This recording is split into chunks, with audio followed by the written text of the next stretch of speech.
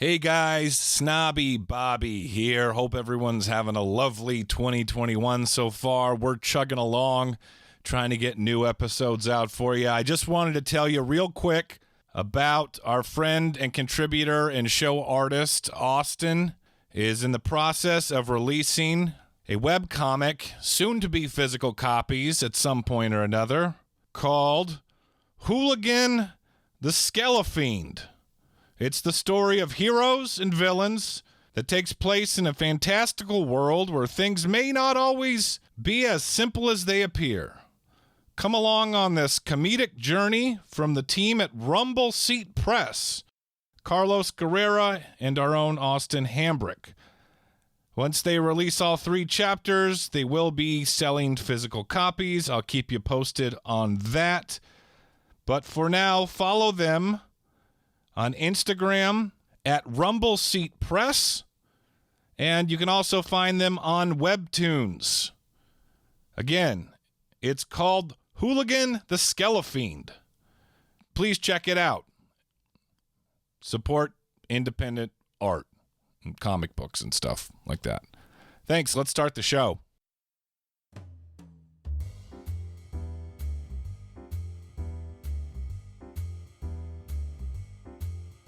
Man, it's good to have you back in the studio, Adam. It's good to be back, Bobby. Here we are, the Not For Everyone Toy Room. I do love when you're here and not on a screen. Yeah, I mean, it's harder for me to play video games while doing the podcast. You seem a little more focused. You got no other choice but to stare into my eyes and have these conversations. I got no option. I'm gonna capture audience or something. I'm gonna be honest with you. I don't have shit prepared for a cold open, so let's just riff-raff for a little bit. Remember riff-raff? Rifty-rafty. We used to talk about the penguin, and we talk about our shoes. One of my dreams is to play riff-raff on Broadway. Riff-raff from the It's astounding.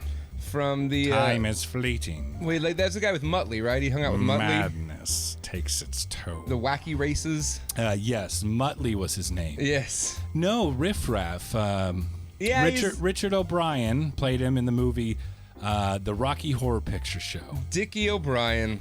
Yeah, did you ever see, what was it, Shockwaves? Yeah, he was in that too, wasn't he? Was it No, not Shockwaves. What was that movie? Treatment. Shock Treatment. Yeah, he was in that too. I was a weird kid. I was a big fan of Rocky Horror Picture Show when I was 9. Yeah. Because I was a weird kid. Sure, yeah. And I found out that there was a sequel of it called Shock Treatment. Right, yeah. And then I went and tracked it down in my local Hollywood Video. There was Blockbuster and there was Hollywood Video. I remember those, yeah. The Hollywood Video was close to my house. I could ride my bike to it. And I was a weird 9-year-old kid that rode my bike to Hollywood Video, yeah. And rented Shock Treatment starring Dickie O'Brien. How was it? The songs are pretty good, but I was not as impressed with it as the original Rocky Horror Picture Show. You know what I used to do, Adam? What's that, Bobby? I remember renting movies, and it wasn't even movies a lot of times. A lot of times it was just old wrestling tapes. Oh, yeah. I used to rent a lot of those. In the dead of summer, and then I would ride my bike, rent a bunch of wrestling tapes, and then stop off at Jack in the Box on the way home. This is a very intriguing story. And get 3 ultimate bacon cheeseburgers. You were a fat kid. I was riding my bike, Adam. Yeah, guess so. I thought I deserved it after that bike ride to rent fuel for the gas tank. Rent Bash at the Beach 93 or whatever it was. Dude, fucking old WCW shit was badass. So yeah, back to Jack in the Box. I'd get the bacon ultimate cheeseburgers. What are your thoughts on Jack in the Box, Adam? When I go to Jack in the Box, I strictly order the bacon ultimate cheeseburger. Actually, I get the shitty tacos too, and the curly fries. You can't have a good old-fashioned conversation about Jack in the Box without talking about the shitty tacos. I'll tell you what, Bobby, they've taken it up a notch. Have you been to Jack in the Box recently? I have not. I go a lot because it's right by my house. I'm a fat pig man. So, they got the shitty tacos, which have gone up in price 40 cents. That's not bad for the last 20-something years, right? But now they have these things called the Midnight Munchie Meals, and it's $6. Munchie, like the Stoner, like a movie, like Munchies, the film with the little fuzzy ball things, knockoff of Critters. It was a Critters Gremlins knockoff. Yeah. So it's like that. But there's burgers that were obviously made by stoners. We're let's make a sriracha chicken potato burger, and they're fucking good. But it comes with that, a burger, a random weird burger, and like a double grilled cheese and shit with a burger in the middle, and then it comes with curly fries, and it comes with 2 tacos for $6. I have a theory that Jack in the Box runs all of their market research focus groups at Cottonmouth King concerts, and then they just go with that, and it's been a hell of a business model so far. Well, I'd say if it ain't broke, don't fix it. Those fat redneck rap fans, they know how to eat. The new thing they have at Jack in the Box is mini tacos, and it comes in like a little cardboard. So for people that don't, They're like sliders, but taco sliders. they're like taco sliders, and so it'll be like 15 of these little taco sliders in like a little Chinese food box container. I mean, it's Jack in the Box labeled, but they're delicious, and you can get them with like sauces and lettuce and cheese on them. Jack in the Box is a really shitty fast food restaurant, people. That's what we're talking about this whole time. Yeah, they know. Who doesn't love Jack in the Box? I don't know if I told this story in the show before, but one time me and my buddies in high school were very, very high on marijuana cigarettes. No, wasn't cigarettes. It was probably like an aluminum can like an old Dr. Pepper can. You know, that old thing supposed to give you Alzheimer's or something. We were very high on drugs, and we were like, we should probably go to Jack in the Box because I heard the Cottonmouth Kings fans are like design the menu there. I didn't have that theory at the time, but you know what I mean. Right. Okay. I was like, is that really a thing? If you've ever been to Jack in the Box and not stoned, you're missing out. You're a homeless person. Yeah. Hey, no, I've been to Jack in the Box unstoned. I've done that, but if you don't go to Jack in the Box stoned, you're letting yourself down. But you get the I don't know if they still have it. They got the two tacos for 99 cents. No, they dropped that. It's now 2 tacos for $1.39. But still, it's a hell of a deal. Yeah, I guess. So you get those 2 tacos for 99 cents. We were broke, stoner high school kids. They're real shitty tacos. I love them. And if you got $3, you can order 6 tacos. That's a fucking steal. That's a feast for $3. For $3. And tax, it's like what, $3.24? Yeah. Anyway, there was 3 of us in the car. We were all high. We all only went to Jack in the Box for those tacos. We all had $3 a piece. So we said, hey, drive-through lady that works at Jack in the Box. Yeah. Sorry about your situation. However, we're going to need 18 of those delicious grease ball tacos. Sure. And she came back on the intercom and she goes, 18? Like we had just whipped it out in front of her, and she was like, it's that big? Right, yeah, like yeah. that kind of, wow. 18? You're going to get 18, huh? And we're like, yeah, 18. And she goes, okay, please pull forward. That'll be like $9. Right, $9 right. And we got in, and we had to wait because they make it fresh at Jack in the Box, right? These tacos, let me describe them to you. Yeah. You take a tortilla, and they put the junk inside of it. I guess it's kangaroo meat and some lettuce and stuff. And they fold that tortilla over, and they just deep fry the bitch. They deep fry it with the vegetables. Inside of it, yeah. And it's not even real, Mexicana, Monterey Jack cheese. It's like the cheese, the wax cheese that goes on the cheeseburgers. Yeah. Like if you pull one out, you can see it's still in like a square formation. Yeah. It's American wax cheese. You know what, Bobby? I'm going to tell you something. I know we just ate 3 pizzas, but I'm getting Jack in the Box on the way home. Yeah. Well, what you should do is order 18 tacos, because what happened was after they had made them fresh to order at Jack in the Box, the lady, who was very attractive for someone that worked at Jack in the Box, so a solid 4 out of 10. All right, cool. She leaned. I hit it. Just your type. She leans out the window with her enormous Jack in the Box polo shirt covering her bosom. Were they big? I mean, it's Jack in the Box. The rack was the rack big? I mean, it's Jack in the Box. I guess so. Yeah, it's a yes. And I mean, if you eat that shit all day, everyone's bound to get big tits. I got nice tits from you Jack in the Box. You got a sweet rack because of Jack in the Box. Thanks for and Jack she rack. looked us right in the eye, handed us a giant, greasy, rotund bag of those tacos, and she said to us, "We're not Taco Bell." And I said, "We don't work at Jack in the Box." I didn't really say that because that would be a dick thing to say. Yeah, it'd be a dick thing to say, but Thrill me.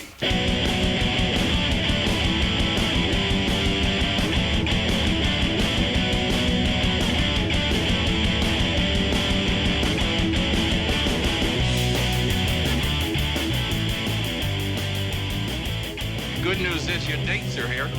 What's the bad news? They're dead. That was a hell of a cold open, Adam. Didn't know Yes. where we were going to go with that. Started Rocky Horror Picture Show, went right to Tits and Jack in the Box. Love the Not For Everyone podcast. My name is Snobby Bobby. Right in front of me is Crude, Rude Dude. I'm here in the studio. We're in the studio, Bobby. We're in the heart of Audience Recommendation Month, and we will be covering one from our dear friend and often artist and contributor to the show, Austin, because Austin most of the Hambrick. people that listen to the Not For Everyone podcast are somehow involved in the Not For Everyone podcast. And he recommended that we watch one that I can't believe has never been come up as at least an idea, Frank Henenlotter's Oh yeah, 1988's Brain Damage. Brain Damage. Brain Damage. Such a What film. a perfect film for the Not For Everyone podcast. You can the Patreon's popping off. I'm gonna Is be it? honest with you. Is right? it popping Patreon? Not really. I Not really. didn't So think that's so. why I keep bringing it up. Patreon.com/Not For Everyone. $5, people. Give us $5. Just give us $5. Bobby's got a mortgage to pay. I got mortgages. I got to feed Adam when he comes over here, so we don't have to do it Pizza. over Skype. Yeah. And you get a lot of perks there. Adam, tell them about the perks they get with the Patreon. Apparently, he puts. Well, I draw a picture of you. That's good. That's good, right? Apparently, Bobby gives away my cell phone number. Mm-hmm. There's that. There's special hidden content. Audio content. Yeah, audio content. We got director's cuts, stuff that was too shitty to put on the main episode. You'll Yep. love it. Yep. It's actually the more offensive stuff that I can't put Yeah. in the public to find. And then there's also like shitty versions of episodes that were like, that was really shitty. We probably shouldn't release that. And we had to Really? re-record it. There's a couple of those on there. Huh.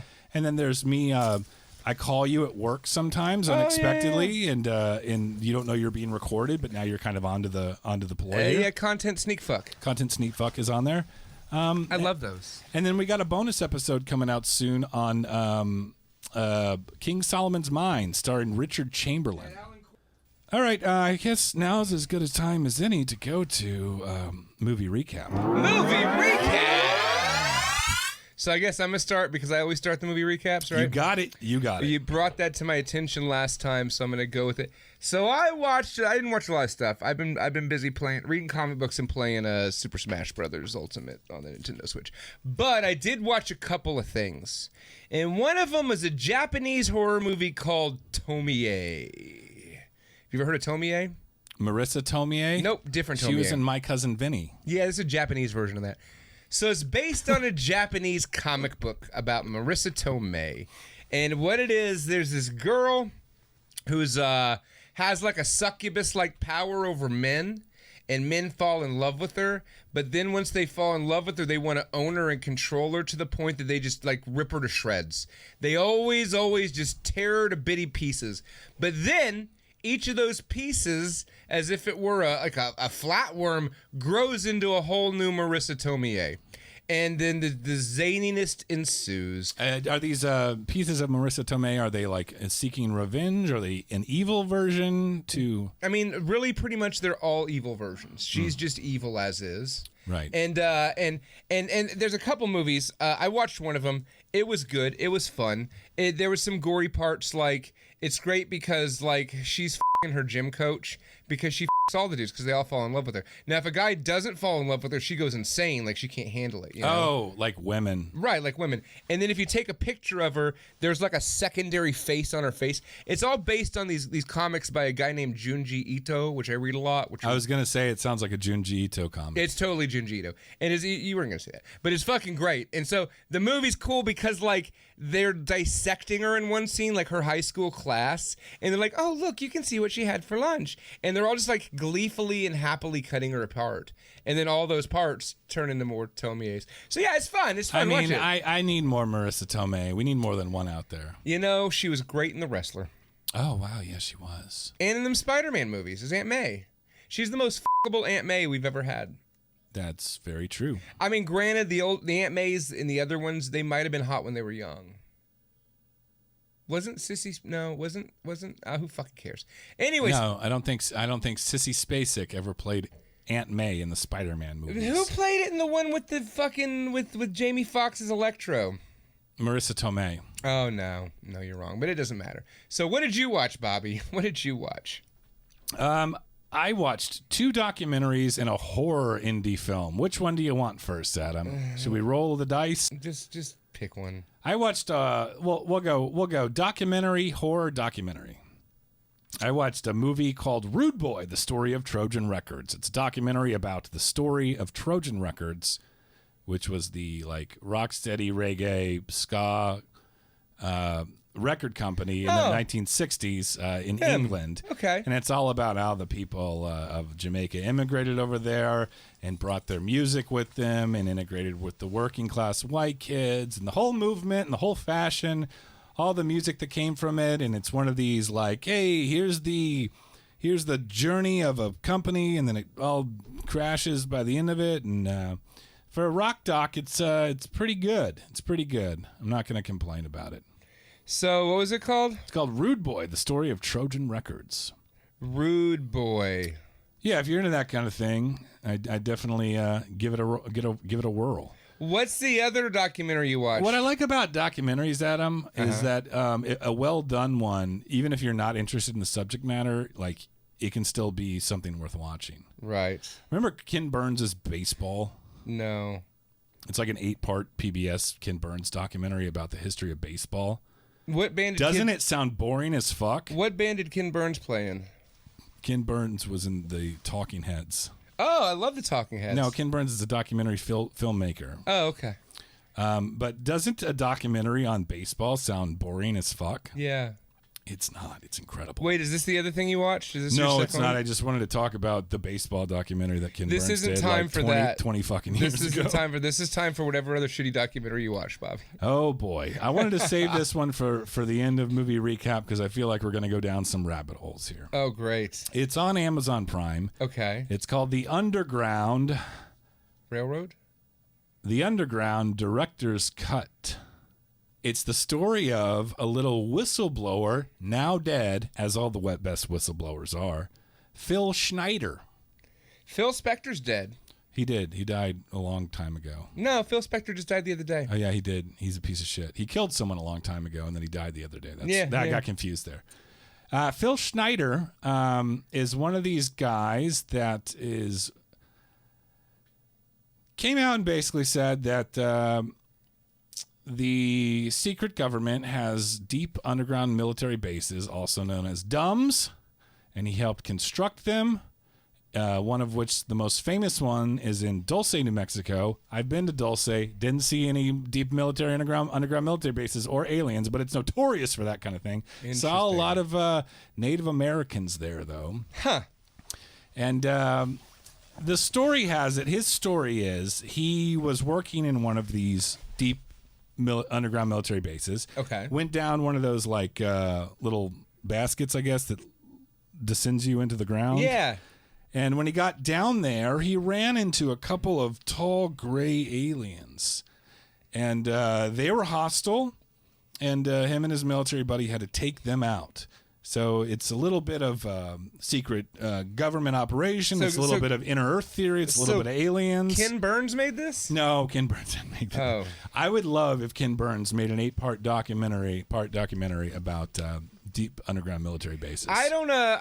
Okay, so it was an underground military base. Why were there just grays walking around? Well, they were constructing a deep underground military base, and as they were doing that, they ran into some grays down there, and they killed them.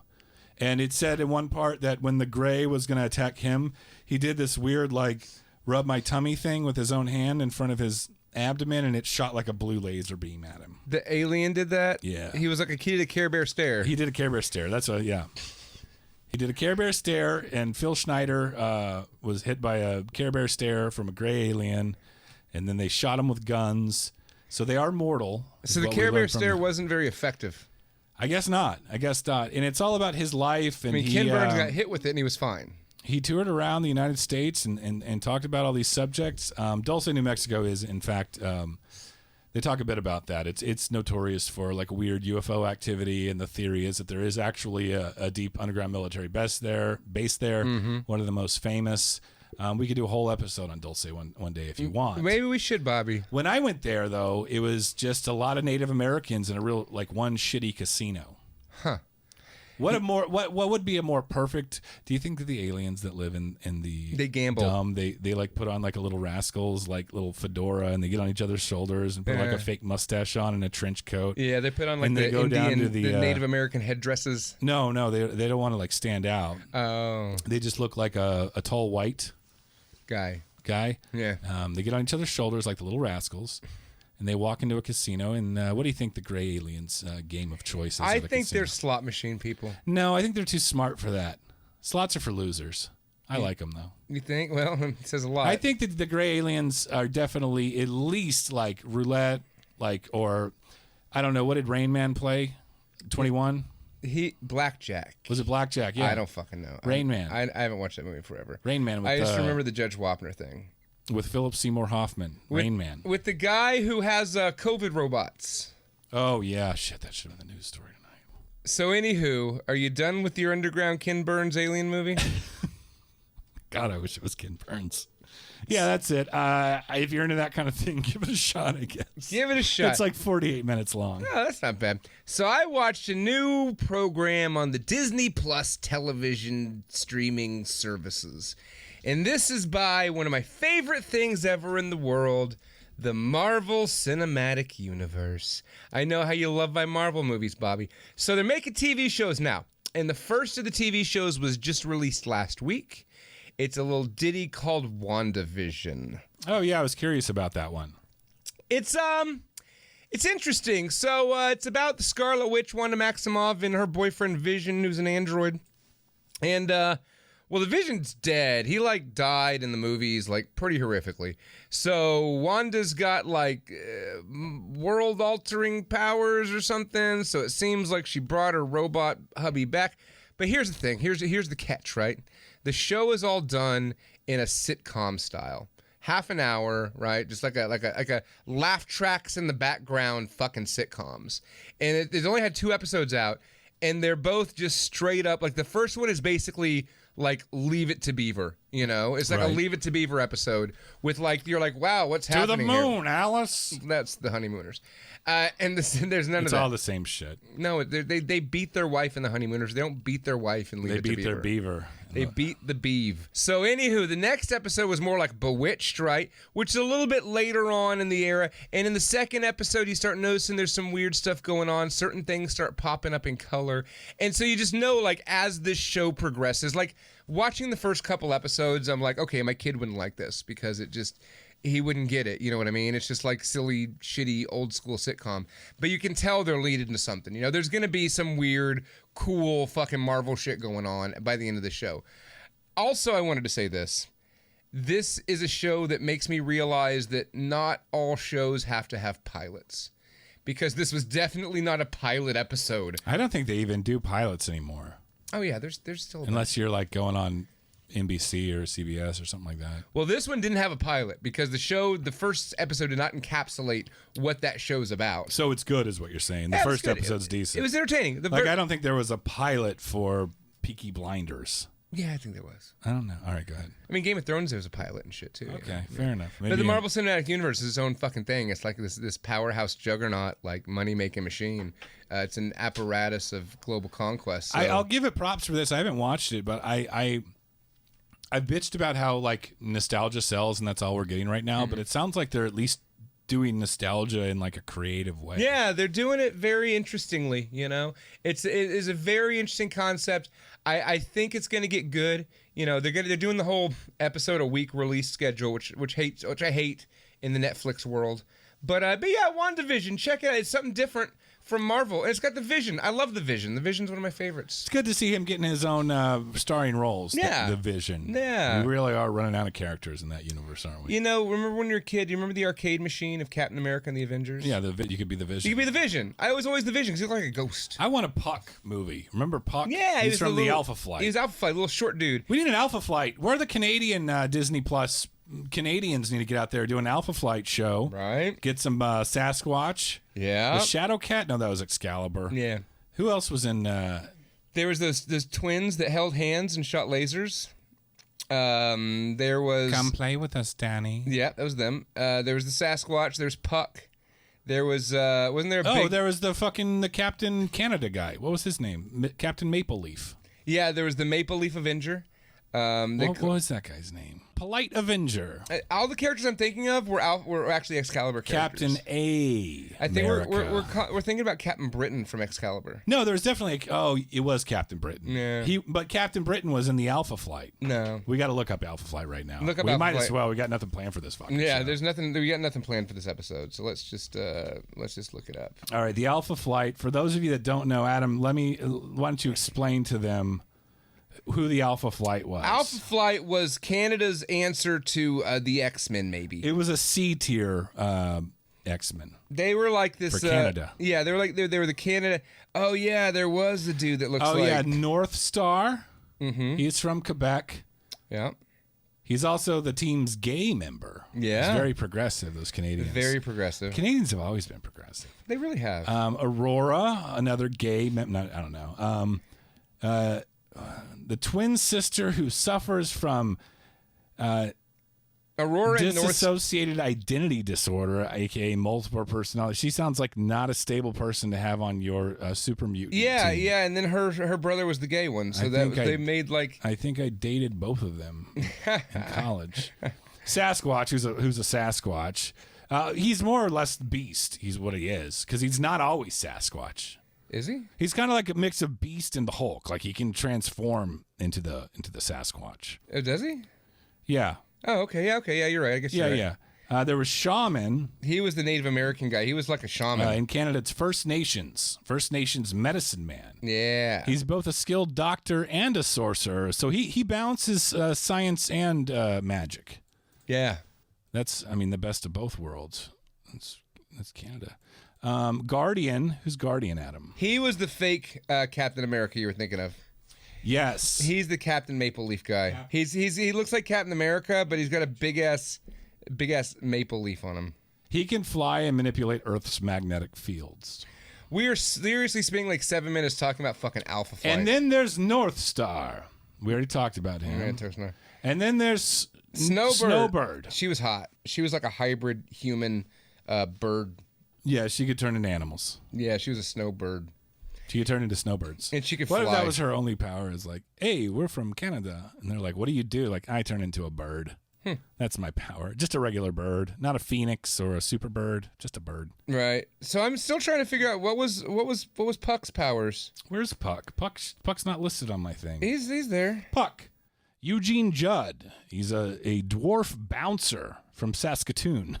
He didn't even have any powers. He was just a badass. He had extraordinary aerobic abilities. He was like Warwick Davis. They should get Warwick Davis to play Puck. He's a little old. He's getting up there in years. But if they're bringing him back for Willow, they might as well put him in Alpha Flight. I'd like to see an Alpha Flight TV show. That's where my heart belongs. You know who they're going to cast as Puck. And that was Alpha Flight Recap. Alpha Flight Recap.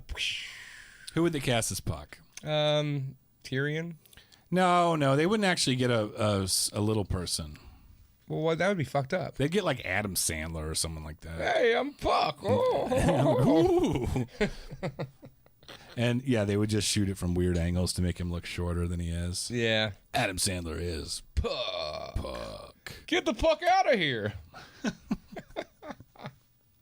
That was a dumb joke. So what are we doing next on this fantastic cavalcade of amazing? All right, back to movie recap. Enough horsing around about Canadian superhero teams. This is more for our audience, I guess. I watched a movie called The Wretched from 2019. Ooh. Little indie horror by Brett Pierce and Drew Pierce. I assume that they're brothers. Drew Pierce? Yeah, Drew Pierce. Keep going. No one I really recognized is in this movie, but it's very much in the vein of a Rear Window or a Fright Night. Oh. Where a young man is suspecting that maybe his neighbor is something evil or supernatural. Mm-hmm. It's a little less fun than that. It's a lot more brutal and a lot more scary visuals. But yeah, it's essentially Rear Window meets Fright Night, and the creature next door is like kind of a hot mom that's a witch. Ooh, I like hot witch moms. But yeah, it was like a fine kind of throw it on in the afternoon. Nothing great, but I appreciate the love for superior films, I guess, that came through in this. Yeah. I didn't hate it. Didn't love it. The Wretched. Give it a shot. For a modern horror, like, I've definitely seen worse. It got a solid 5.8 on IMDb. You know what? For modern indie horror, a 5.8 out of 10 on IMDb is, like, pretty promising. It's not bad. It's not bad. You want to avoid, like, the 2.9s. Yeah. If it's like 3 and over, I'm like, I'll give it a shot. If it looks like it's shot, like, in my fucking bathroom mirror, I'm not watching it. Unless someone highly recommended it. Yeah. You know? So The Wretched from 2019, I guess I recommend it if that everything I just said sounded appealing to you. The Wretched. Anything else? That was movie recap. And that was movie recap. Adam, we got another segment to get to on Not For Everyone podcast. I got to check in with you, make sure you're okay with that, because we did spend a lot of time talking about Alpha Flight. That's fine. I'm fine doing no segment. I like when new segments come along organically, like Alpha Flight recap. Yeah, I think we should do that more often. Let's see how many episodes we can do where we do some sort of Alpha Flight recap, and until it gets like horribly boring and bad. I mean, the first one already was. There's not much you could say about Alpha Flight, Bobby. We already like hit an impasse. I think next time we're doing Excalibur recap. No. I'm Alpha Flight for life. More than Excalibur? Yeah, dude. They had Lockheed. We're not doing Excalibur recap. That Nightcrawler was a member of fucking Excalibur. I like Excalibur. They seemed a little imperialistic to me. Adam. It's true. They seemed a little colonizer. Alpha Flight's money has Excalibur's queen on it. You know what I mean? That's true. That's true. What's that say? Yeah. The fuck does that tell you? Sorry, Canada. Ask Not For Everyone. It's time for Ask Not For Everyone. We haven't done that in a while. I haven't thought about this at all, so we're just going to see what happens here. I think you have. This is from Bob. Oh, Bob. Hey, Bob! Bob's back. Bob's back. And he wants to know who, if anyone that doesn't know, Adam's a clown. If we're any new listeners, you're a clown. This has to do with clowns. Not professionally, but like just for fun. Semi-professionally. Which is actually like an insane thing an insane person would do. I've gotten paid for it. Hey, can you come do our kid's birthday? I'm like, yeah, but I'm gonna f your wife. Crude rude dude. It's not even funny. It's just fucking gross. It's never happened either. It's never been funny, but it's always gross. That's what this show is. Not funny, pretty fucking gross. Yeah. All right. What was the question? Oh yeah, we're That's Not For Everyone. Bob wants to know our top 3 clowns. Top 3 clowns. Top 3 clowns. Huh? Do we each get to pick 3? I don't know. I haven't thought about it that much. Bozo, Joker, Captain Spaulding. That's a little obvious, Adam. I think you can do better than that. But it's my 3 favorite clowns. Would I have to fucking dig deep into the barrel of like why? You know who's a great clown? Did you ever see The Last Circus? The clown in that, like his face is like peeling off by the end as he machine guns people down. I'm gonna go Shaggy 2 Dope. Whoop whoop. ICP. Mm-hmm. Much motherfucking wicked clown love. Mm-hmm. Probably Jack Nicholson Joker. What? Nothing. It's interesting. What was your Joker? I'll get to it. Go ahead with your 3rd. And then Crude Rude Dude. Thank you. I wanted to nominate myself, but I didn't think it'd be proper. So let me explain why my 3 favorite clowns are easily Bozo, Captain Spaulding, and the Joker, probably in that order. Thanks for asking this question, Bob. Thanks, Bob. So Bozo, when I was a little kid, Bozo the Clown was on TV, and it looked like so much fun, right? Like I was scared of clowns, but I was never scared of Bozo. Bozo made me feel okay. WGN, right? He was out of Chicago, and he was on like pretty early in the morning. I remember watching him like you had half days in elementary school, like kindergarten, you go for afternoon. If you had the afternoon class, you watch Bozo in the morning. Right. But it was always like traditional clownery on that show. There were no like frills. It was like we're gonna do clown shit. Yeah, and they throw the balls in the bucket. They throw balls in a bucket. I think there were some pies involved. Yeah, there was little games. There was Bozo's little friend clown. So when I was a child, like when I thought of clowns, I'd think of Bozo. And it wasn't until I actually went to a circus and saw like killer clowns from outer space that I really got fucking freaked out by clowns. Pennywise. Yeah, but I always held like a place in my heart for Bozo because I'm like, you know what, Bozo, you're a good clown, Bozo. Remember the clown doll from Are You Afraid of the Dark? No. It's a pretty scary episode. Remember the clown doll from Poltergeist? Yes. Yeah, it's good. Oh, yes, I remember that. Of course Now you we're just do. talking, hey, which clowns do you remember? What about... Let me go back to what I was saying then.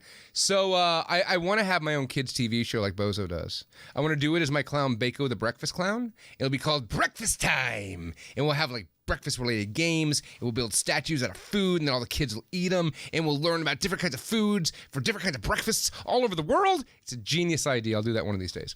I like how it's celebrates multiculturalism. It does. That's the point. Get the kids knowledgeable about the world If we're around them. going to prioritize knowledge for our children, it's world breakfasts. Yes, that's what I'm going to focus on. Do you know do you know what the word breakfast literally means? It means you break fast. I knew that you were fat like me. Yeah. It's literally, yeah, that's it. These breaks, You're fast done, break. you're done sleeping, start eating, fatty. Yep, exactly. Break your fast, you fat Exactly. Have a big pile of pork. So then my second was Captain Spaulding, and I love Rob Zombie's films, but I love Captain Spaulding the most because he's foul-mouthed, he's fat, and the one thing that Captain Spaulding taught me is that you can put clown face over a beard. He taught me a very important lesson. It helped define who I am. But what really defined who I am, It's a very upsetting look. it's a good look. Chicks dig it. What really defined who I am as a human being is the Joker. I base my life on the teachings of the Joker. Now you ask Bobby, Adam, what's your favorite Joker? Caesar Romero. Ask Bobby. Adam, what's your favorite Joker? My favorite Joker. Thanks for asking. I didn't know you were Mark going to do that. Hamill in the animated series. Mark Hamill from the animated series. He's just great. He's always cracking the jokes. He's always upbeat. He always looks so fucking classy. You're just a big tubby box of originality. You know that, Adam? I like where you're taking this. Joker. What? Because you've known me for 10 years, you know that my favorite Joker You're is so Mark full Hamill. of hot takes with your Mark Hamills. What's that got to do with anything? You're trying to downplay my... You've known forever that that's my favorite fucking Joker. You know that. So anyways, why did you pick the clowns you picked? I don't remember which ones I picked. Oh, Shaggy 2 Dope, ICP fucking rules. Whoop whoop. What was the other one there? Jack Nicholson was the Joker. Krusty the Clown. Love The Simpsons, and of course, Crude Rude Dude. I wouldn't be here. Literally, I wouldn't be here right now without you. It's true. Like in this very moment. You'd be somewhere else in the house. For better or worse. Yeah. I'd be somewhere else, not talking to a 40-year-old man that dresses like a clown. When we started this podcast, I kept trying to pitch him on ideas where it was something in the title having to do with a clown, and Bobby just wouldn't let me do it. You know, we already have a niche audience. I don't know if it needs to be nicher. Speaking of which, Even nicher. if you can't sign up for the Patreon, patreon.com/not for everyone, do me a favor and share this with any friends that might like it. Might is the key word there. Here's what I'm finding out. We don't have a lot of listeners, Adam. Really? But the ones we do have are loyal as fuck. What happened to all those listeners we used to have? I mean, we have listeners, but just not a lot of them. Okay. They're still there. They're there, as far okay. as I know. We're not losing listeners. I don't think so. If we are, more like others are kind of, it's like a revolving door Evening kind of itself thing. out, right? Yeah. You just fucking share this shit, please. Yeah. Like, we put so much work into it for 4 years now. Yeah, we've been doing this for a while. And we're literally getting nothing out of it. We get nothing from this. This is just causing Bobby ulcers and more bills. Yes. I got to drive over here, Yeah. You got a gas bill. I got a feed Adam bill. Just fucking. true. If you can't join the Patreon, I get it. I get it. And, it's not even probably worthy to join the Patreon. But at least share it. If you're listening to it, share it. At least give it a good review. Or give it a review. All right, we got to stop. We got to stop plugging ourselves in the middle of the show. Yeah. Patreon.com/not for everyone. Let's get to the movie. Let's go to the movie that we watched for tonight. Again, this came from our dear friend, loyal listener, contributor, artist, Austin, who you've heard on various episodes of the show, most recently the Invasion USA episode. He wanted us to cover Brain Damage from 1988. One morning, a young man wakes to find that a small, disgusting creature has attached itself to the base of his brainstem. The creature gives him a euphoric state of happiness, but demands human victims in return. That's probably the most unnecessarily specific IMDb description of this movie. It's a good one, though, you know? It's funny. One night you go to bed, and when you wake up, everything is different.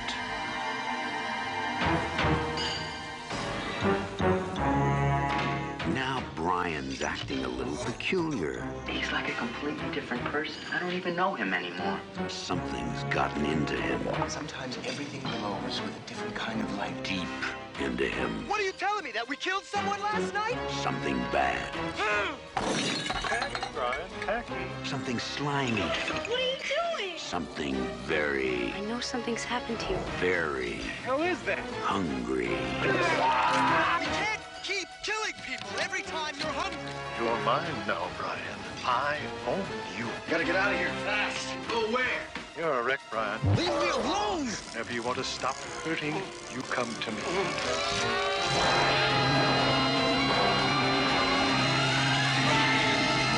Brain damage. It will turn you inside out. 1988's Brain Damage. Brain Damage was written and directed by horror great, exploitation great Frank Henenlotter. Frank Henenlotter is the fucking man. Here's what he's known for: the Basket Case series, Frankenhooker, and Brain Damage. Yeah, did you ever see Bad Biology? No. Oh. Is that a good one too? Oh. I'd call that a grand slam. It's a grand slam, man. I mean, he made a bunch of Basket Case movies, but that's like the one. That's like the coup de grace, or that's what put Frank and Henenlotter on the map. Was Basket Case. Basket Case is a fantastic fucking movie. I love Basket Case. I would call him an auteur. Yeah. And I will get into it in a moment when Sure. we talk about this movie. But I'm honestly baffled that we've never talked about nor covered a Frank Henenlotter movie until now in our 3 or 4 years of doing this. We should change that. We should change that. He's only got so many. All the Basket Case movies are completely watchable. Oh, they're all bonkers, batshit crazy, and they're great. What are the Basket Case movies about? Adam? It's about this guy and his brother. His brother's name is Belial. The guy's name is, I don't know, he has a bad mullet. So Belial is like a monster that was attached to his side, and they cut him off when he was a baby or when he was like a kid or something. And so he carries Belial around in a basket, and the basket, the monster gets out and eats people. And every time he's walking around New York City with a basket, people are like, hey, what's in the basket? You get it. That's so that's good. the movie. Watch all of them. Watch all of them. Watch them all. He's a bit of like almost like a what's that guy's name? My favorite, Larry Cohen. He's kind of a Larry Cohen. Like he's got a sense of humor, and it's like very kind of gritty and urban, and you know what I mean? Yeah. He's a bit of a Larry Cohen type. Yeah. Doesn't take himself too seriously, but also puts out magnificent, weird movies. He really, really does. He does. And this, he did not let us down. Now I got to ask you, would you consider him, based on those movies we just mentioned, would you consider him a body horror director? I mean, I don't know. He's no Cronenberg. He's in no that sense. Cronenberg. I mean, I don't think it's body horror so much. It's not a slasher movies. Body horror is like fucking like more like fucking society and like just weird like mangled fucking limbs and shit. I know. I mean, it's more like weird monsters is what I look at these Henenlotter movies But like. they're all like more or less like have to do with the other person's biology. It's true. I mean, that's true. I hear what you're saying. I mean, even Frankenhooker. I say he's a like exploitation body horror director. Okay. I wouldn't argue that. Right. Or you wouldn't argue against that. But yeah, I wouldn't argue with you on that. He is an auteur in the sense that all of his movies are very urban and kind of like gritty looking. I want to say they're all in New York. Like Yeah, I think kind they're all of New York, yeah. Like Taxi Driver era New York. Except Not for the one where necessarily- like Basket Case goes to the woods or something. Basket Case in the farm. That was one of them. Yeah, Basket Case goes to Old McDonald's had a farms. Basket Case. E-I-E-I-O. Hawaiian style. No, I was knowing. There actually is an island version of It's Alive. Really? Yeah, it's part 3. Let's Larry not get into that. Cohen. Let's talk about this movie, Bobby. Okay. The movie Brain Damage. It's not just an allegory for drugs. Yeah. It's a movie about drugs. Yeah, it is. Except it's not about pills or powder or needles. Nope. It's about a little blue alien It's a worm that penetrates the back of your neck. Mm-hmm. It makes you see cool colors and have like Virtual Boy vision. Yeah. He also It's about worm juice. talks like an old-timey 30s gentleman. Like a smarmy gentleman. and Sing also songs. sings like a smarmy gentleman from the beginning of the 20th They're century. just singing Elmer's tune. All that said, either way, it's still one man's journey of just being real fucked up on drugs. Yep, that's what it is. It is a movie about drugs. It might be the funniest movie ever made about severe drug use. It's almost like Basket Case meets Drugstore Cowboys. Hilarious. It's hilarious. Hilarious film. This might be the funniest movie we've ever watched. Now let's talk about Virtual Boy for a second, Adam. Uh-huh. What were your thoughts on the Virtual Boy? That's the one Nintendo console I've never owned, and a buddy of mine had I it. don't think you're the only person that's ever said that. Yeah, and my buddy of mine had it, and I played it, and I was like, 11, 12. It gave me a fucking migraine headache. Yeah. Every time I put it on my face and looked through it, just the way the thing sat on your face was painful, and then the visuals were so jarring. Ugh, fuck the Virtual Boy. It's almost like they were like, hey, Jack in the Box, send me your focus groups. Oh, Cottonmouth Kings fans? Cool. Let's do this. Check out the Virtual Boy. They're like, this is fucking boss, yo. Strap this in your face. Mario Tennis in red. I don't know why he's a cholo, but you know what I mean. Why was it all in red? I don't know. I don't want to think about that. Like my friend had one and he's like, you can borrow it. And then I borrowed it and I played it for like 6 minutes. And then I was like, it sat on my kitchen table for months. And I was like, hey dude, do you want your Virtual Boy? He's like, nah, I don't even want that fucking thing back. Do you still have it? No, I don't have it. No. Oh, damn. I think I made him take it back at some point. Okay, you're like, no, dude, come get But this he was thing. like not in a hurry to get it back. Yeah. He's like, no, you go ahead. My head hurts already. Let's get back to the movie, okay? This movie's called Brain Damage from 1988. It's about drug use. All that said, it's all a very sexual movie as well. Are you going to ask me what the movie's about? Adam, what is 1988's Brain Damage about?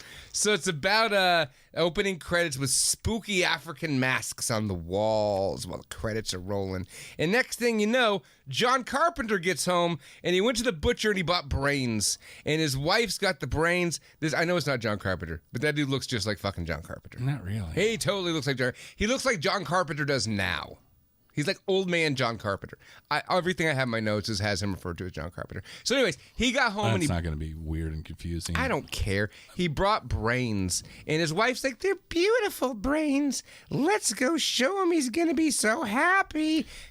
And they go to the bathtub and it's empty. And you know what, Adam? What? Something's missing from that bathtub. You're right. Which begs the question, are you a bath guy? Or You know, I do take baths quite a bit. I'm down for I was a going good... to say, when was the last time you took a bath? I don't know, a couple this week. With bubbles, some Epsom salt. Wow. What I do is what I like to call the soak, smoke, and stroke. So I'll just like We can smoke. fill in the blanks on all that. Okay, Adam. all right. Now, Adam, my next question is, have you ever taken a bath in a sink?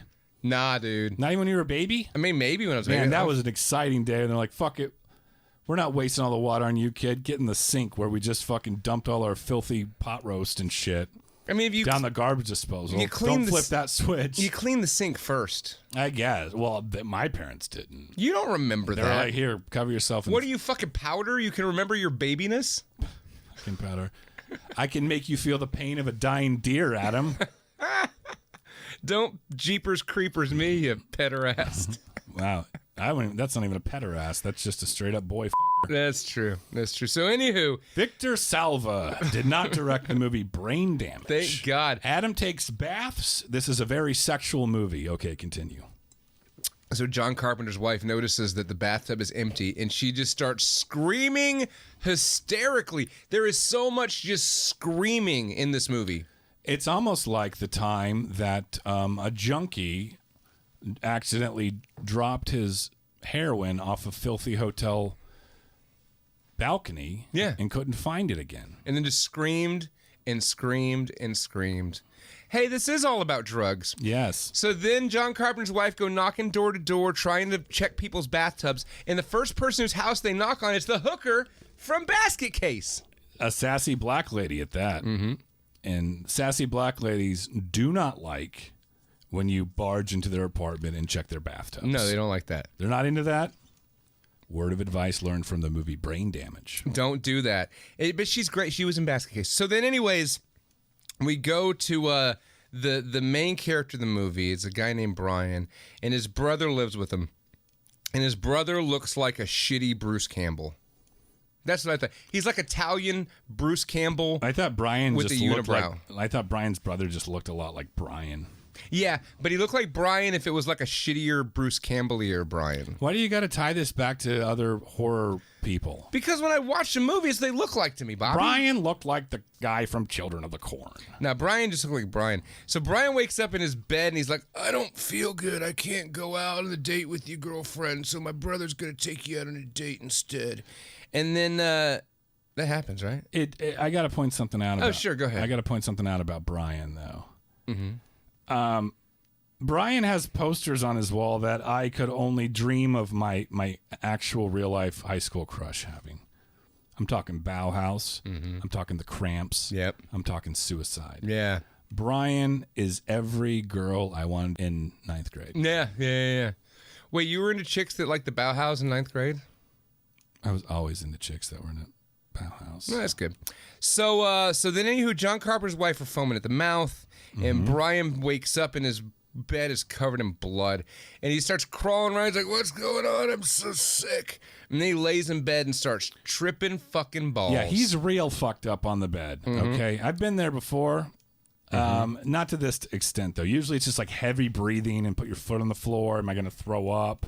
Who am I? Yeah. You say your name in your head over and over again until it's meaningless. It just stops making sense. That Doesn't kind sound of right. thing. Yeah. But this is next level. He turns into an eye. Or the light. The light fixture on the ceiling turns into an eyeball, and then like Windex like fills the room. I was going to ask you this, Adam. That style of light fixtures, just like the white circle with like the dot in the middle. Did you ever have those in your house growing up? Yeah. It looked like two things to me, depending on my mood. A nipple? Well, yeah, it looked like a tit. Yeah. And back before the internet, we had to use our light fixtures to Jerk off to, make yeah. things. Yeah, jerked off. One dirty tip. Relieved myself through many ceiling fixtures, and then also it looked like an eyeball of a Simpsons character. Yeah. Who I'm not closed off to that idea either. Jerking off to that one. That's for sure. Like, oh, Marge. I'm not into the characters per se, like in a erotic way. I just the eye, it's the Simpsons eye, just something to me because it looks like a tit. It looks like a tit. Yeah. Not a real tit, but one that would be on your ceiling. It's all coming full circle. Makes total sense, Bobby. Learning new things about everyone tonight. Now, he's real fucked up on this bed. The light turns into an eye. The floor gets flooded with berry blue Kool-Aid, and he's very confused. Very confused. Then all of a sudden, it's Elmer. A big-brained worm with a smarmy voice shows up and says, hey, Brian, look into the light. We're friends now. I'll take care of you forever. You sound just like him. That's a pretty easy accent. But yeah, that's what he sounded like. And then Elbert's got big old teeth. He opens his mouth, and he's cute. He's a cute little big-brained slugworm. When you look up close and you see his goofy little eyes, I'm like, oh, he's adorable. And then his lower jaw just lowers down. It's all just teeth and drills. And then he sticks his needle into Brian's brain hole and blue juice right on his brain. Next thing you know, Brian's in a virtual boy. This is the second movie in a row in which we've covered like a monster or an alien that looks like a weird, deformed phallus. Oh, it gets even better in this one. Oh, though. it does. Well, it gets so Hold much on better. a second. Yeah. Then Brian proceeds to continue to be tripping balls off Elmer's. Elmer's glue. Yes, sure. I was going to say his Goo. He jumps over the fence into the junkyard from the Brave Little Toaster. Yeah. And there's all these cars everywhere, and the Still cars tripping are balls. Oh, this is the fucking thing though. Like he's just going whoa, whoa, yeah, whoa. Like Yeah, he's that is fun when you're in that mode of tripping balls. I know. I've never been in that mode. You of just tripping don't balls. give a fuck. You're just like, fuck yeah, woo. And then It's like surfing without the ocean. that waves, yeah. And so then the guard hears him, and this guard seems like he's been waiting his whole life for the moment that somebody went into that junkyard. He like pulls his gun up next to his head. He cocks his gun before he even goes outside to investigate. This was a very like taste for blood security guard. Oh yeah, this rent-a-cop was ready to shoot a motherfucker. Like he was very, very aggressive. Like if you're going to hire security guards and give them guns, this is probably not the personality type that you would want to hire for that job. Yeah, because he's gonna kill somebody. He's gonna kill somebody. He approaches Brian, who's clearly just a young boy tripping balls in a junkyard. We've all been there. Right, yeah. Why would you shoot that person? Why would you shoot that kid tripping balls? Yeah. Sir, you're tripping balls. I got some vitamin C for you back at the fucking the security guard junkyard office. There's a little cot there. You know, I mean, yeah, a good Samaritan would take care of that kid. Brian obviously wasn't stealing anything. He was like staring at a shattered windshield, tripping out. He was way too fucked up to steal a car that would require a tow truck that nobody wants. Yeah. Like, why do you want to shoot that guy to protect this junk?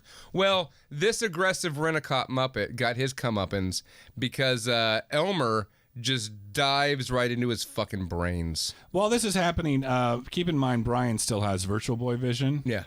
And he's starting to come down a bit, it seems.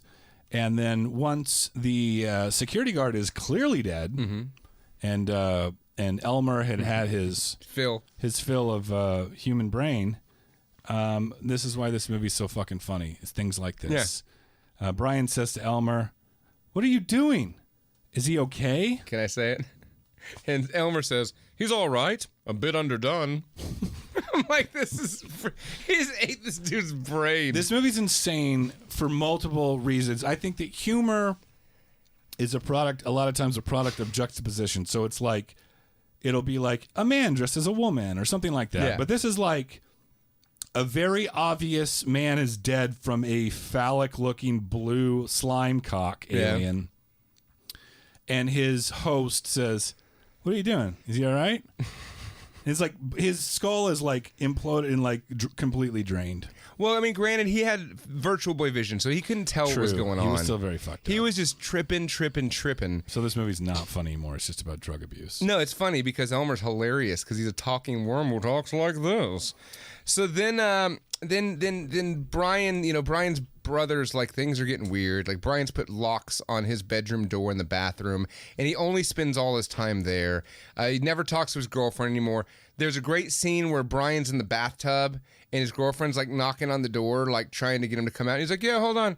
And then all of a sudden, Elmer pops out of the water and, like, squirts worm jizz on him. And he's like, "Whoa, yeah, whoa." Like, Brian just starts having a good old time again. Bath time with Elmer.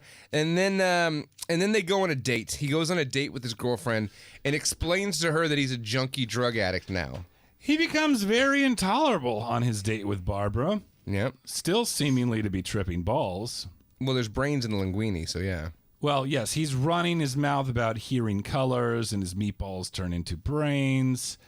He starts freaking out and leaves the restaurant very abruptly. Very abruptly.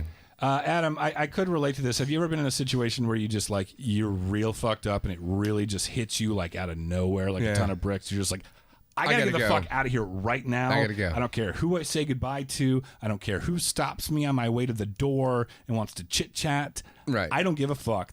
These people could all burn in hell. Right. I gotta go. I gotta go right now. Whether that means figuring out a way to go home and lay in bed or just lay in the grass. Just outside. Somewhere outside of where you were. Right.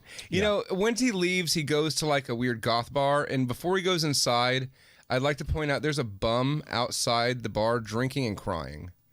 He's just a crying bum. It's a New York. That's New York, baby. So he goes the Big Apple. The Big Apple. So he goes in this goth bar, and he's just fucked up. The band at the bar is really good. They're real badass. Yeah. I meant to look them up, but I was like, I don't know who that is, but this fucking rules, whatever it is. That band was real good. I don't know who it was. It's like a poppier Bauhaus, basically. It was like the Cramps and the Bauhaus mixed. Oh, yeah. Oh, God. That's what that was. Yeah, you just came in your pants. So then there's this one hot, big titty goth broad there who sees Brian wearing a suit, so she's immediately attracted to him, and she walks up to him, and he's like, "Aha!" And she's like, "Oh, you're fucked up, aren't you?" And he's like, "Uh-huh." She's like, "Come with me. I'm going to go suck your dick in the boiler room." Yeah, I mean, I gotta, like, hats off. I don't know if she wasn't a prostitute. She was just down to suck. No, she was just down to suck a dude in suits. Like, she didn't want anything for herself, it seemed. This guy was clearly fucked up. And well, she wanted a mouthful. Right, but, I mean, what I'm saying is, like, there was no effort from... Yeah, she wasn't just taking... She was a very, like, charitable Right. Trash whore. She was taking him in the back not to rob him because he was obviously fucked up. She could just take his wallet, but she like hand down the front of his pants first thing, and she's like, "Oh, it feels like you got a real monster in there." And if she was an actual prostitute and he came to after being on drugs, she couldn't be like, all right, pay up. And you'd be like, dude, like, I was clearly really, really high. Yeah, I have no clue what just happened. You can't just blow me and then ask for money. All right? Talking to all the prostitutes out there. Yeah. Unless it's a voluntary. I mean, yeah, we're not going to get into that. So, anywho, she goes down. Adam, we got to talk about the blowjob scene. Opens the fly, and Elmer jumps right out of the pants into her mouth. This scene could have easily been what you just said happens, and then they just kind of cut away and go to something else. But they didn't. This is like hentai porn, this whole scene. Because there's literally her face in front of his crotch. Out of the front of his jeans is what looks like a blue cock going into her mouth. And he's holding the back of her head. And then, like, you see him, like, in ecstasy. And it kept, like, shooting back to that. Like, this is just a porno scene, but instead of it being a real cock... It's a puppet. It's a puppet cock. It's a puppet cock. That sings. Adam, why was it that Brian seemed to be enjoying this? Because he's on drugs. So he's just enjoying the drugs. Yeah. And the thought of maybe, hey, I'm going to glance down like, oh, there's like this broad in an alleyway like blowing me. Yeah. But he doesn't know if it's his dick or his puppet alien that lives inside his brain. Yeah, right. His worm friend. Either way, he's enjoying himself. Well, he eats her out, or at least her brain out. Elmer does. Did you write that joke down? Yeah, I did. And then, but Brian remembers nothing. He gets back home. He's like, why is my underwear all bloody and my cock's fine? Then she gives him head, is what you could have said. Yeah. It's a good one too, Bobby. Made your joke better. Not really. So anywho, he goes home, takes his underwear off, and he's confronted by John Carpenter in the alley. This was the part when my wife went upstairs. Really? She was like, I can't watch this after the blowjob? Yeah, and the bloody underwear and shit. Oh. Bloody underwear is not a pleasant thought in movies or in general. Yeah, I guess so. The blowjob scene was great though.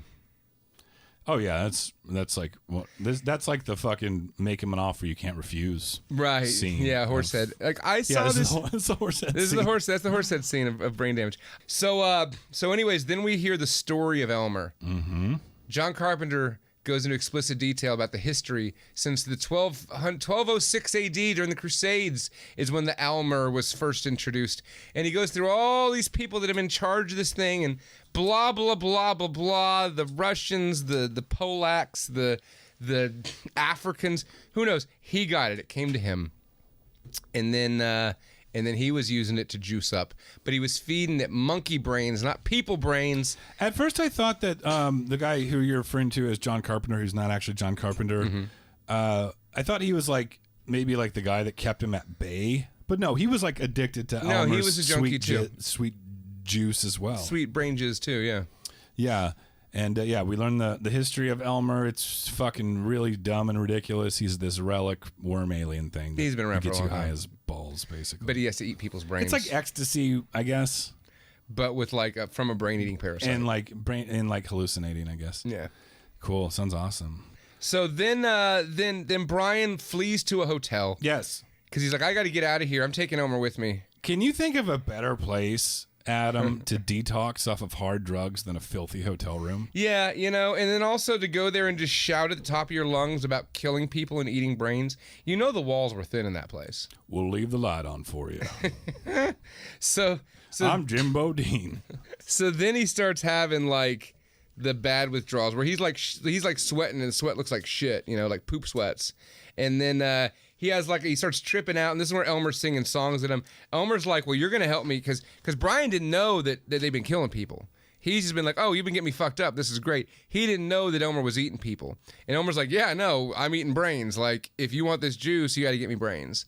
And then Brian... And Elmer's like mocking him. He's like saying, like, you can't resist me for much longer than this. Nope. Like being real, like... I'm going to sing you a real song cunty about it. Mm-hmm.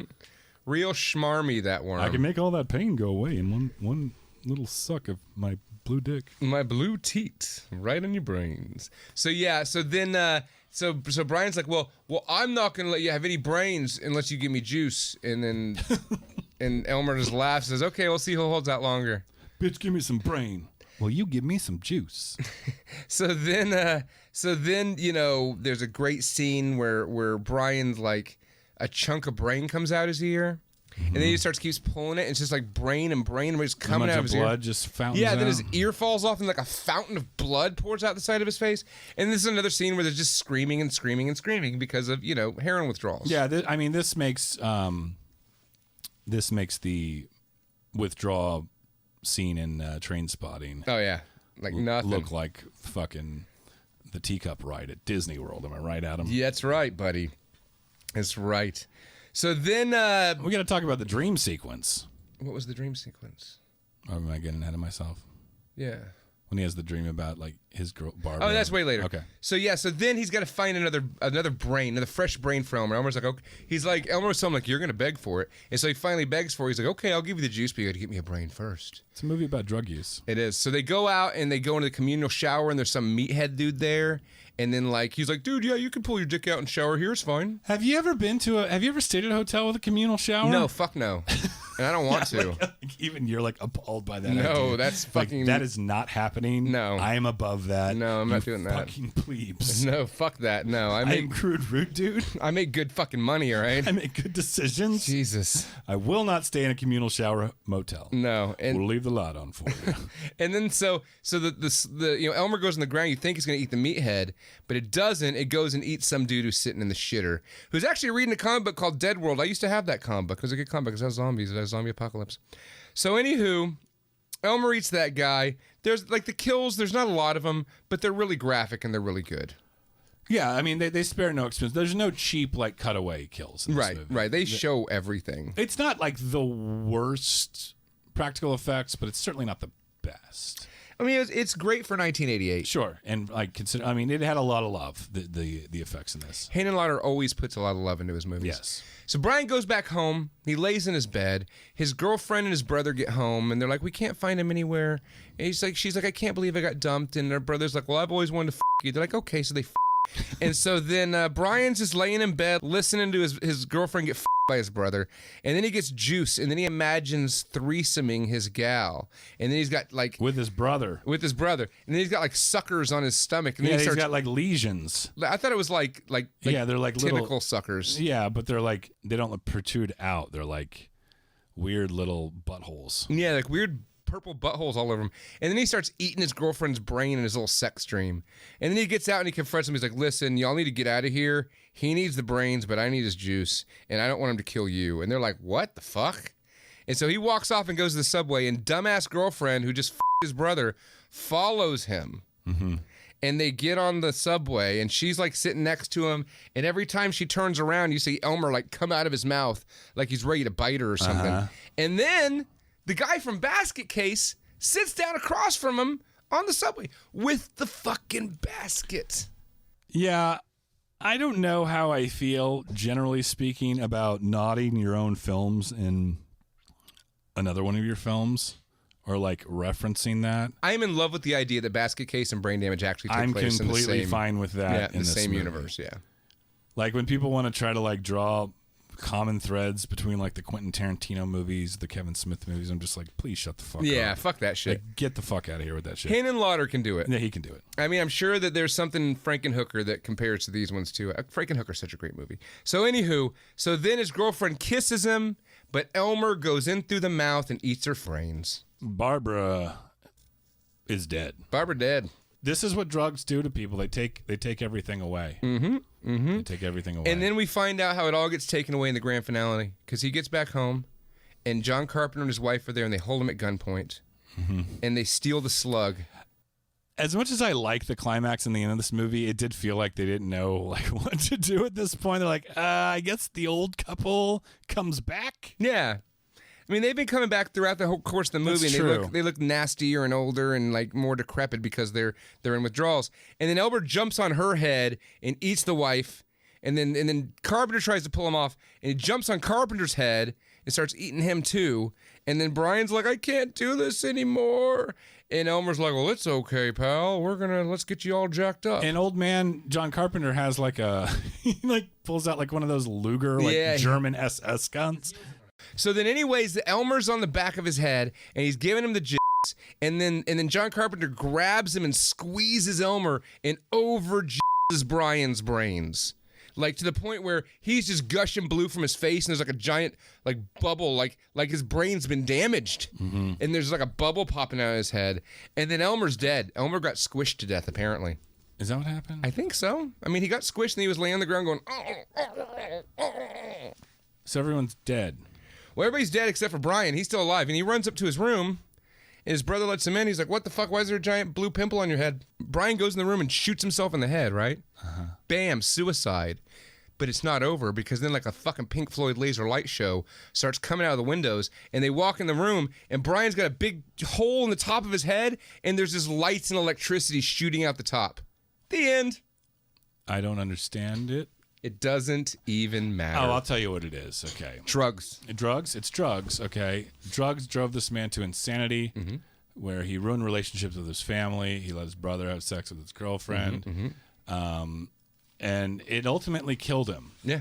And when I can't speak on this personally, but I would imagine that one of the reasons to either voluntarily or involuntarily kill yourself on drugs is to liberate your mind, body, soul, and spirit from those drugs. Oh. So the end of that movie was symbolic of the magic and euphoria and all the things we love about drugs exiting the mind, body, spirit of Brian. Through the bullet hole. Because he was dead. Because he was dead. This is a movie about drug use and a little blue The cock alien. Cock alien that gets head while eating head. It's a great film. It's really good. I would highly recommend Basket. This is one of my top recommendations of the year. Yeah. I'm baffled this has never come up or been considered to watch in the past. I'm glad Austin suggested it. We're still in the heart of audience recommendation month. Yeah. And it might go into February. I'm not going to lie. It Really? might go into February. And we got a couple fans. We might as well make them happy. Yeah, exactly. Got to keep the ones we have. Maybe get a new one or two. Yep. That's where you guys come in. Start sharing this shit, please. It's not fucking... Quit sounding desperate, Bobby. Fuck. Stop it. Just stop it. I fucking put a lot of work in You've said that 4 times tonight. Shut up with it. You're scaring them off. Desperation scares them away. I'm going to prom night all of our listeners. Come on. Like, it'll be fun. We're seniors now. I gotta go. You can follow me on Instagram and Twitter at Pinball Bob. You can follow the podcast on Instagram and at Not For Everyone Podcast. On Twitter at NFE Podcast. And you can follow Crude Rude Dude on Instagram at VonArt13. Shit, I haven't posted on social media in months. We got more coming. It's all... It's a freight train rolling down the tracks, babies. That's right. We're heading into 2021 with a fucking vengeance.